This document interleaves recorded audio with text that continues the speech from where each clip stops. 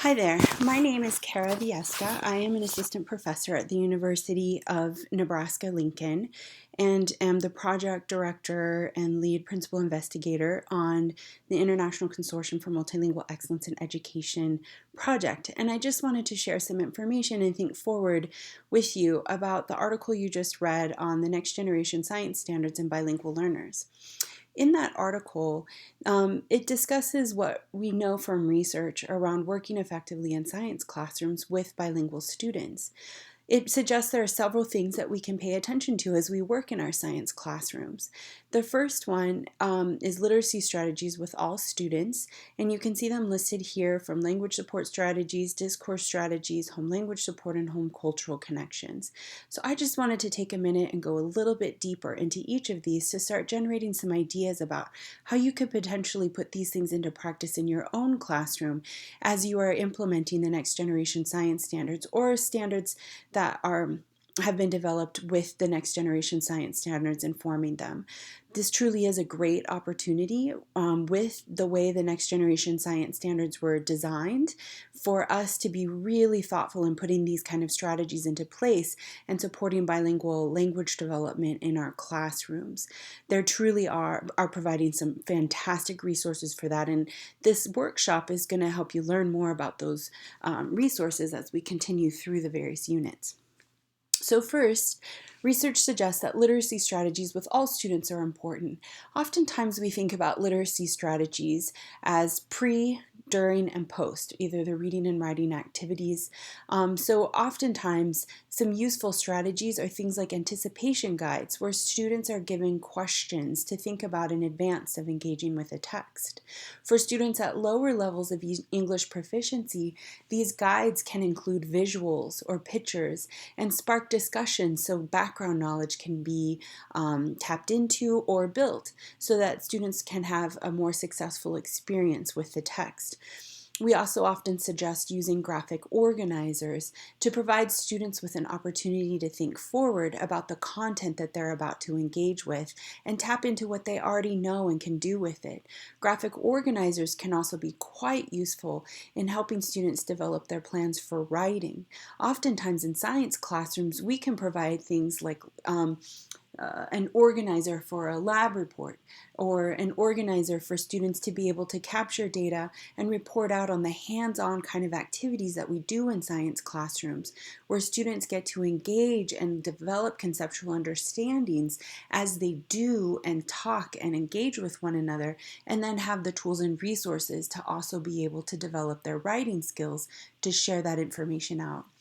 Obviously, another really important part for all students, especially in science classrooms, is developing vocabulary understandings. Now, sometimes we focus on some of the more high-level terminology in science rather than some of the other words like let's use the word analyze, for example.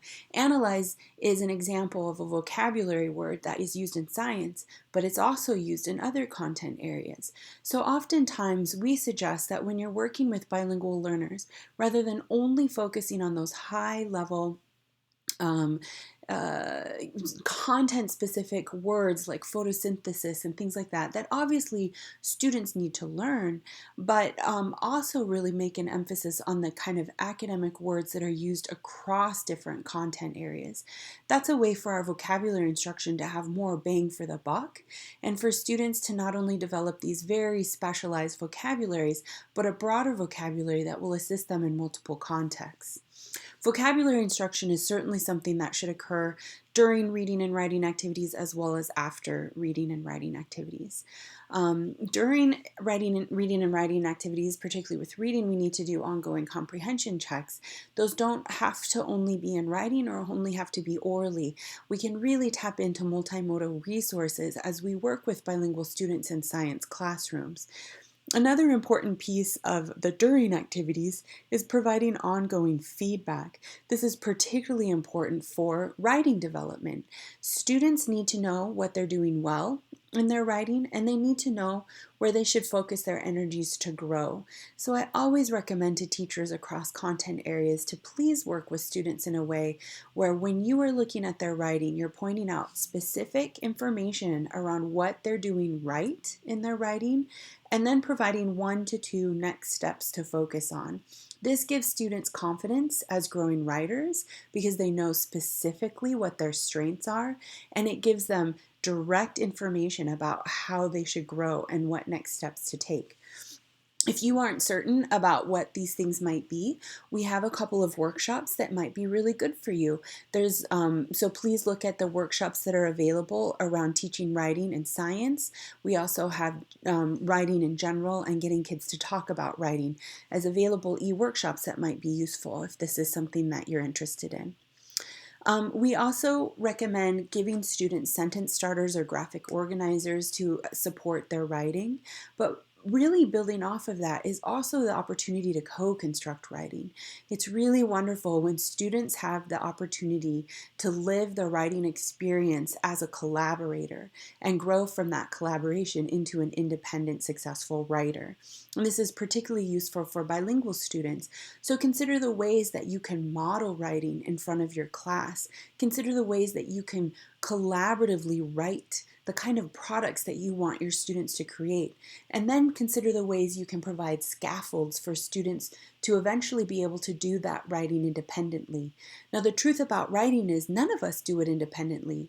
I'm a writer, I publish my writing, and I have never published anything, even when my name is the only name on it as an author, that didn't have the help and the perspective of many other collaborators in it. So writing is often thought of as this individual product and individual process, but we can make it much more collaborative, specifically in the science classroom, in order to help grow stronger writers and help students understand the process and the way collaboration can provide really meaningful supports towards higher level products. It's also really important in all of this that students have an understanding of what a good product looks like, and that can also be an effort of co-construction to arriving at those understandings. Finally, science is this wonderful space of being able to do and doing hands-on activities. You'll see hands-on activities listed across all of these. Please create as many lived experiences for students to be scientists, to do science. And in those lived experiences of doing science and being scientists, students also get to communicate and get to grow their language abilities. It's perfectly acceptable for students to draw on different linguistic repertoires as they do science. It's perfectly reasonable for social language to be in the classroom, for home languages to be in the classroom, and for less academic language to be utilized in these spaces where concepts are being developed. But as students are growing in their conceptual understandings based on these hands-on experiences, opportunities also grow for us to add on to their linguistic repertoire and help students learn and master the language of science. So hands-on activities are critically important across all literacy work. Moving to the post ideas, this is a good time for summarizing and reflecting, continuing to give feedback for improvement, giving students the opportunity to build extensions off of the ideas that they've developed. This can often be an opportunity to further contextualize students' learning, continued vocabulary work, and engaging with students in ways that allows them to draw on various methods and modes of communication. So multimedia work, multimodal work through artwork, presentations, and different resources and tools like some of the technology tools that we have provide really useful supports for students to be able to grow in their reading and writing abilities, as well as to communicate creatively what they know and understand about the science that they've just learned. So those are some literacy strategy ideas that you might want to consider. Language support strategies with bilingual learners cover a wide range of topics, and I teach a whole class semester long around this kind of stuff. So we'll just go real quick through some of these ideas. But one of the main things you want to focus on when you're providing language support strategies to bilingual learners is the opportunity for authentic communication. And this is why My field of bilingual language development is so excited about the next generation science standards because the way that science is understood and being the supports for instruction are very much the kinds of opportunities that will give students that opportunity to authentically communicate. And that's where language development occurs. Obviously, it's important to provide visual supports for students, continued hands-on activities. Realia is again a foundation of the hands-on activities, and we've already spoken about the value of vocabulary work and on feedback on writing. But one thing that teachers may also need to consider is ongoing feedback also around other aspects of language. So students need to know what their strengths are. They need to know how to grow. And that is true around content and language and not just situated in writing. So finding opportunities to complement and let students know what their strengths are as they engage in authentic communication around science in your classroom, you can give them a lot of confidence and strength to continue to grow and give them then the resources and tools to move forward. One example I give of this is when I was learning German. My host father would analyze my German, and he gave me a lot of really, really helpful pieces of feedback for me to grow as a German speaker. And so, for instance, one day he said to me, "You don't have the right word order in German." And I was like, "Wait, what?" I was really shocked to find that out. And he explained to me that in German there's a different word order than in English, and he helped give me the conceptual tools to understand the difference between what I was doing and what was correct. And that gave me the tools to then be able to implement better um, language skills and communicate more effectively in German according to kind of the established norms. And so those are the kind of pieces that we can give to bilingual students, not just in their writing, but also in their oral communication. If you have created a strong classroom community where students are often being complimented in honest and specific ways, then that kind of suggestion for growth is often a really welcome suggestion for growth. And again, the feedback towards growth is really important. I've also already talked about this additive focus and making sure that we're adding on the language of science, that it's okay to use social language, it's okay to use the languages of home and community in order to engage and do science. But we as teachers need to also map onto that the opportunity to grow into a new language repertoire, the language of science. And that's something that most students need some assistance in growing into, not just bilingual learners. The text talks about discourse strategies with bilingual learners and really focuses on what the teacher does. Teacher talk, wait time, making content comprehensible. But I would suggest it's also important to think about discourse in kind of a broader sense, thinking about who gets to talk and when in the classroom, and thinking back towards that authentic communication for language development is really important. Always having an additive focus. One of the issues that we sometimes see in classrooms is that students are told that their language is wrong, that the way that they're speaking is incorrect. And I think it's really important to recognize that in some contexts, the way the students are using the language is correct because they've developed those language skills as a way to engage meaningfully in that community. And so when students are shut down for speaking Spanish or for speaking a non-standard dialect of English, we're actually shutting down not just that language, we're shutting down the student.